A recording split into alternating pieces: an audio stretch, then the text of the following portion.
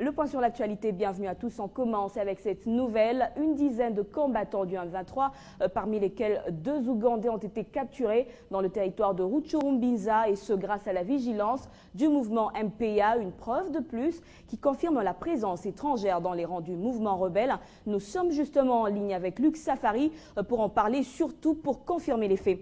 Alors Luc, vous êtes le porte-parole de ce mouvement de résistance. Est-ce que vous confirmez cette nouvelle et comment les avez-vous identifiés? Oui. C'était environ vers 11h où les éléments de MPA Nyatura Binza se sont rendus dans le mouvement de Busanza, où ils ont capturé 4 éléments du M23, dont 3 Ougandais et 1 Congolais. Nous les identifions parce qu'ils parlent la langue de l'Ouganda et ils essaient un peu de parler l'anglais. Que comptez-vous faire avec ces combattants capturés? Est-ce que cela confirme vraiment la présence du Rwanda et de l'Ouganda dans les rangs du M23? Oui. Donc, nous disons que nous allons les remettre dans les mains du gouvernement, de la FARDC, et puis la FARDC va s'en charger. Donc, nous demandons à la communauté internationale de suivre ce dossier parce que nous comprenons que notre pays a été agressé effectivement par l'Ouganda et le Rwanda. Alors, vous qui êtes sur place, pouvez-vous affirmer que le M23 est de plus en plus affaibli? Le M23, pour nous, dans le MPA, et surtout quand nous voyons les actions qui ont été menées par le colonel Mamadou au niveau de Goma, nous disons que le M23 c'est un mort-vivant. Donc le M23, chaque jour, il y a des défections de ces enfants qui viennent chez nous dans le Nyatura. Nous essayons de les remettre dans les FARDC parce que nous sommes des compatriotes. Si vous venez vérifier à Kinyando, quand nous avons frappé là-bas, le M23 a fui. Nous avons été d'Aboussanga, le M23 a fui, à Rwangouba, à Jomba, tout ça. Donc nous comprenons que le M23, pour le moment, il n'y a pas de force parce que même ces enfants qui sont ici viennent de dire que le M23, chaque jour, les enfants prennent fuite à rentrer au Rwanda et d'autres en Ouganda. Merci Luc Safari. Je rappelle que vous êtes porte-parole du MPA, un des mouvements d'autodéfense basés à Rutshuru, au Nord Kivu.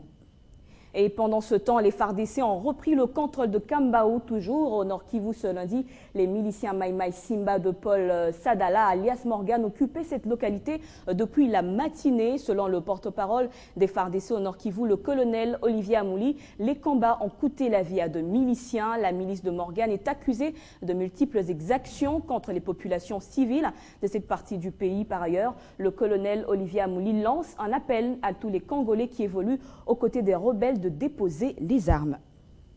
Direction Lubumbashi au Katanga, où le réseau des ambassadeurs de la paix dans le monde, une structure des Nations Unies, a reconnu les mérites du gouvernement congolais qui se bat pour restaurer la paix dans l'est de la RDC. C'était au cours d'une cérémonie organisée au Katanga et des brevets de mérite ont été remis à plusieurs Congolais.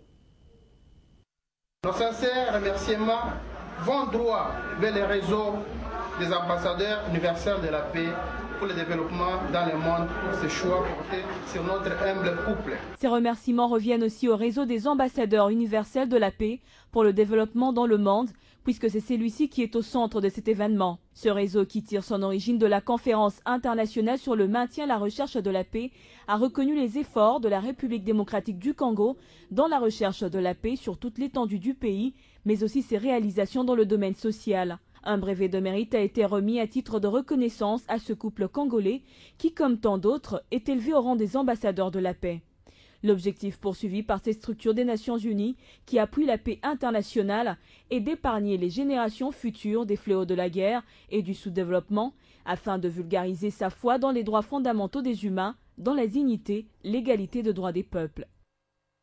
On revient à Kinshasa, plus de 230 000 personnes auront désormais accès à l'eau potable dans la municipalité de Mongafula, l'une des grandes communes de la ville de Kinshasa. Le Premier ministre Matata Ponyo a inauguré l'usine de traitement et de distribution d'eau de Lukaya qui a une capacité de 36 000 mètres cubes. À Lukala, dans la ville de Kinshasa, les personnalités gouvernementales arrivent à tour de rôle sur le site. Et quelques temps après, c'est l'arrivée du Premier ministre Matata Ponyo. Peu après l'installation, place à quelques mots de circonstances faits par le ministre de l'Énergie, Bruno Kaponji. Monsieur le Premier ministre, chef du gouvernement, J'ai nommé Augustin.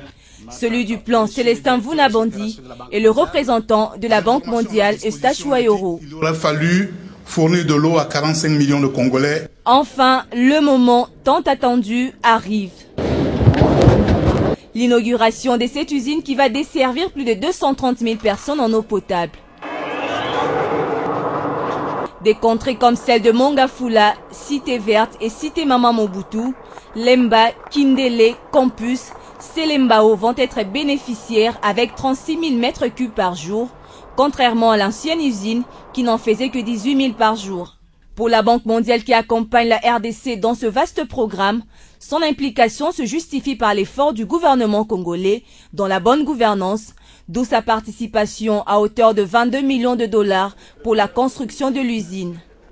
L'inauguration de celle-ci intervient après celle de Goma au Nord Kivu, de Kalemi au Katanga, de Boma dans le Bas-Congo, celle de Njili à Kinshasa. Il est prévu dans les tout prochains jours la construction des usines de Chikapa et de Kananga dans la province du Kassai occidental, Bandundu-Ville et Kikwit, Lissala à l'Équateur et Mbuji-Mayi dans le Kassai oriental. Une autre nouvelle, c'est l'ouverture des frontières entre la République démocratique du Congo et l'Angola. Le gouverneur du Bandundu, Jean Kamisendu, et celui de Lunda Norte, Ernesto Mwangala, ont signé un accord portant ouverture des frontières entre les deux nations. Suivez.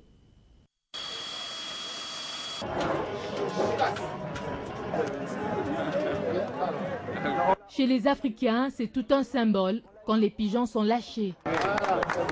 C'est un message de paix que les deux personnalités ont voulu transmettre à cette occasion. Nous sommes à l'aéroport de Kikwit au Bandundu. Ernesto Mwangala et Jean Kamisendu, respectivement gouverneurs de Lunda Norte et du Bandundu, concrétisent ce vaste projet de l'ouverture des frontières. Le déplacement de l'Angolais se justifie par la deuxième rencontre entre les deux pays qui veulent raffermir leur coopération, et ce, dans plusieurs domaines, notamment l'agriculture, l'économie et la santé. Nous devons savoir que nous partageons 1200 km de frontières avec l'Angola. Ces frontières ont été fermées depuis 3 décennies environ, un peu plus. Pour aucune raison apparente. Et nous pensons et nous avons estimé, avec les résolutions de la 3e conférence des gouverneurs tenue à Kananga il y a 4 mois, qu'il était nécessaire et même impératif de rouvrir ces frontières. Dans le cadre du respect des décisions et des résolutions, ici de la rencontre qui s'est tenue à Luanda entre la commission mixte de la RDC et de l'Angola, nous sommes ici pour améliorer l'état de nos liens historiques, de nos liens de fraternité entre le peuple de Bandundu et le peuple de la province de Lunda Norte. Après l'aéroport, direction la salle pour l'ouverture officielle des travaux qui visent en majeure partie la signature du protocole d'accord pour la matérialisation des assises sur l'ouverture des frontières. C'est depuis l'époque coloniale que les différentes frontières entre les deux nations sont restées fermées, empêchant ainsi les échanges et facilitant la clandestinité.